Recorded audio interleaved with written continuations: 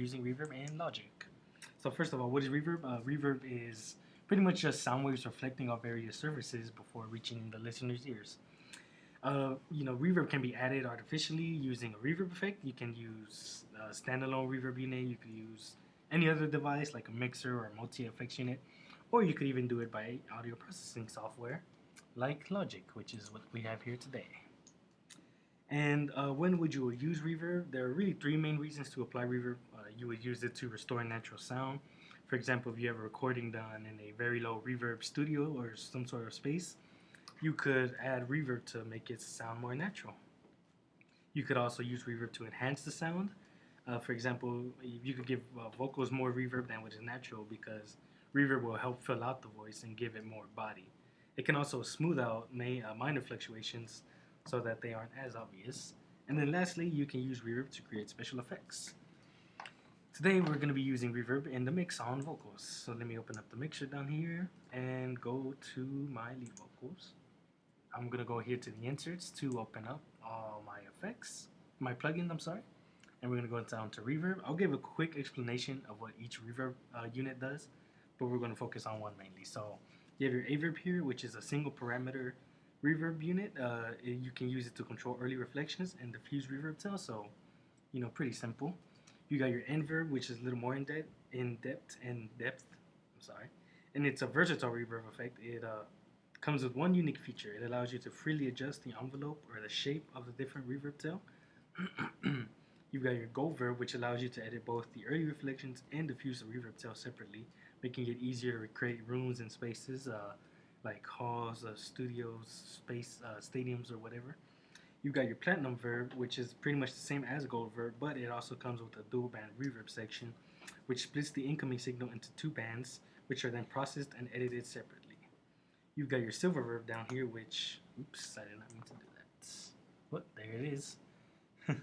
You got your Silver Verb, which is similar to Averb, but it provides an LFO, which is a low frequency oscillator that can modulate the signal. It also comes with like a high and low cut filter and things like that. And lastly, you've got your Space Designer, which plays tracks in about 1,000 or so different spaces. And the one that we're going to focus on today is Platinum Verb. So we got our little Platinum Verb effect here. And what we're going to do is we're going to listen to our track. We'll listen to the whole mix together, and then we'll separate out the vocal tracks.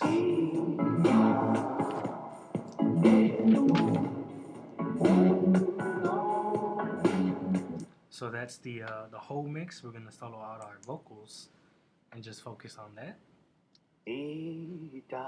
So that's what they sound like just by themselves. Let me bypass the reverb there. Okay, so bypass just means you're gonna cancel out everything you've done here. I just canceled it out so you wouldn't hear the reverb that was already being applied, and now we'll turn that off. And the Platinum Verb is pretty much broken down into 4 sections. You have your early reflections, your balance, your output, and your reverb. Let me see. I'll start with balance. Balance is just pretty much your early reflections to this side, reverb to that side. So if you turn the knob all the way over to the left, you'll hear only the early reflections. And then if you go all the way to the right, you're going to hear only the reverb.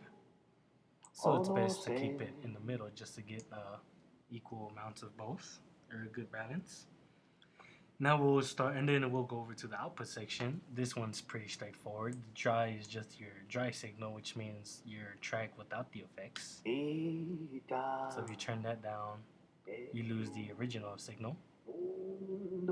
And wet is just your affected signal. So you turn that up, you'll hear more of the effects. Turn it down, you hear less of the effects. Okay, put that back there. These, you don't really mess with too much. They're at pretty good levels already, so we'll leave them there. 29, oh well. Next, you've got your your early reflections area right here, which consists of your pre-delay, your room shape, your room size, and your stereo base. We'll start off by affecting the pre-delay. And the pre-delay just controls the amount of time between the start of the original signal and the arrival of the early signal. So you kind of want to keep it short, maybe like anywhere under 30 or so, just depending on the feel of the track. Because a short pre-delay can color the sound, where, but on the contrary, long pre-delay sounds more like an echo and gives it a gap, and it's you don't really want when you're adding reverb, you don't really want the reverb to be noticeable. It's just an effect. You don't want it to sound like an echo. That's when you know you put too much. Then you've got your room shape over here, which just changes the pretty much the shape of the room, and the number corresponds with the number of surfaces or walls. So you got 7 here, you've got 3 here. So if you have it on 3, you've got 3 different walls. 4 is 4, 5 is 5, etc.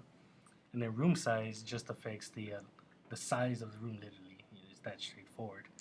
So you got it pretty much is affecting each and every wall of the space that it's creating. So like if you have it at 200 meters, I'm sorry, it's gonna be each wall is gonna be 200 meters long, 5 meters, 3 meters. Each wall is 3 meters. Pretty straightforward. So it really just affects the reflections off the surfaces in the walls and the time of each reflection, whether in a bigger room or a smaller room. So we'll just listen to that.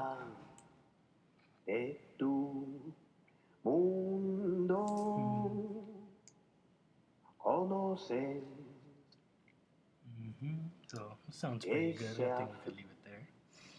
And then we have stereo bass, which just sets the distance between 2 virtual microphones. So it's like imagine you're in a room and you're setting up mics. So the lower the number is the closer the distance.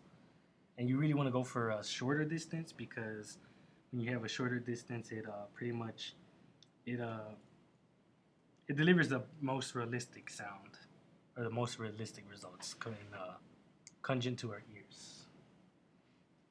So it's best to have a smaller distance between the mics. So you hear the difference. Sounds a little bit wider, but less of a real effect. If you want your listeners to feel like they're in the room hearing it, you'll want to go for a smaller distance between each mic. So we'll leave it at 5 meters. Sounds pretty good. Next, you have your initial delay over here. Your initial delay. And that pretty much just sets the distance between, sets the time, between the original signal and the diffused reverb tail. So with that, with that, you're gonna want more of a shorter delay to make it sound more natural. If you have it too long, sounds a little off. Or if you have a shorter one, sounds a little bit more natural as well. And that's really what you want when you're adding reverb. You just want to get a natural room sound. So it's best to have a shorter initial delay. Then you got your spread over here. Oops. Your spread, which pretty much just makes the sound more mono or wider. I guess that's a good way to describe it. Pretty much just expands the stereo image of the reverb. So you got a wider sound at 200%. If you got a more of a mono closed up sound when you turn it down. Usually you want to have it around 100, maybe a little higher to just give it more depth, more of a wide sound. So I think 120 is good.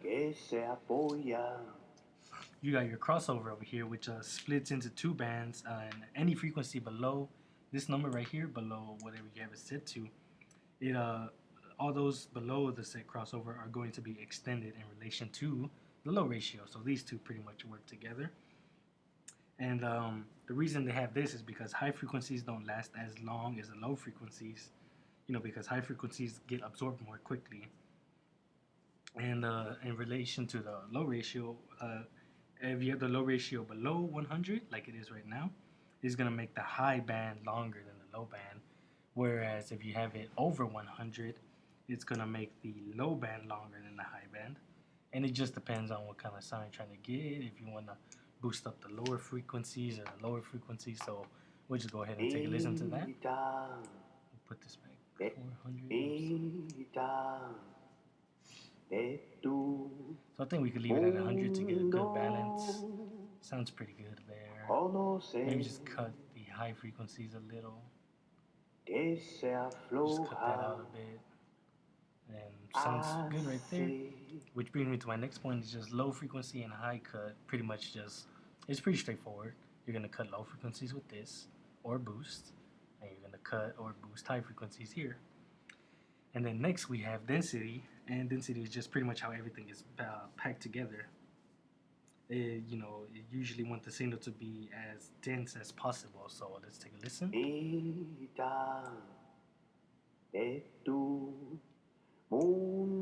So yeah, it usually sounds more, it sounds a lot smoother when you have the density up than if you have it low. When you have it low, all the reflections, everything's kind of everywhere, a little bit unorganized and less natural sounding. So if you really want to compact it together, you could just boost up the density.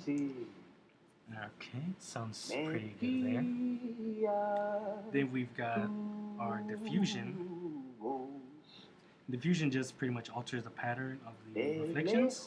It just separates, or it affects the timing and the spacing of the sounds. And of course, it's at 100% because higher diffusions, like density, is always smoother. So you always want to go for a higher diffusion. Just that's the usual thing. If you want a different sound or you're aiming for something different, you could manipulate it however you want. But we'll hear it low. Everything's a little, funky, wonky, out of place. And then diffusion, it just comes together a lot better.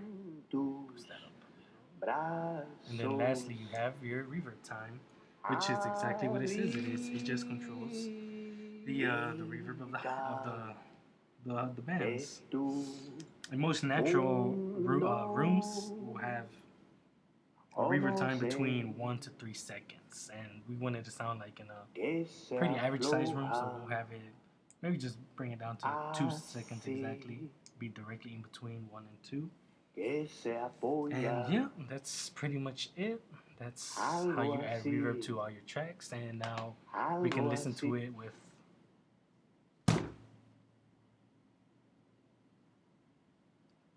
What happened?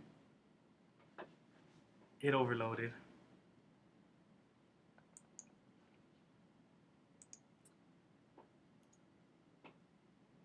What do you mean overload? Hold on. And that's what it sounds like altogether. Sorry about that, had a little minor technical difficulty. But that's pretty much how the whole thing sounds altogether. Let me turn it down a little. So yeah, that's pretty much how you add reverb into a session. Alright everybody, hope you guys learned something, or at least took something out of this video, and thank you a lot for watching, and I'll see y'all next time.